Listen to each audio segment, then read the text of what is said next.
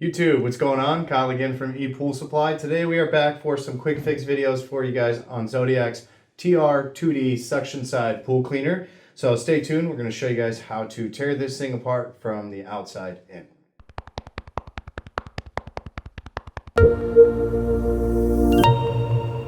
Alright guys, and we're back. So again today we've got some quick fix videos for you guys on Zodiac's TR2D suction side pool cleaner. For today's video, really simple. I want to show you guys how to remove the hand nut at the top of the cleaner. This is going to give you access to all of the internal working parts of the cleaner. So really simple. Again, they don't give you anything to kind of grab onto. There are little ridges on this yellow hand nut. They do also have special ridges on the actual frame of the cleaner that kind of help tighten it. So if you guys are having issues with, maybe chemical composition has kind of melted these together, take them out, maybe apply a little bit of heat just to try to loosen that up. And then I wouldn't really put any pliers to this just because it's plastic and it may break. So you just definitely want to hand tighten it only, but you're going to go ahead and just unscrew. So you guys can tell it's difficult to undo. Unscrew this yellow hand nut.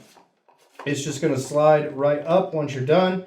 You're going to set that off to the side and it's going to give you full access to the inside. So just want to show you guys how to do that. To reinstall it, same thing, slide it back on, screw it down hand tight, so then that way when you try to take it off the next time, it'll be easier for you guys. So really appreciate you guys watching. Make sure you guys check out the links in the description.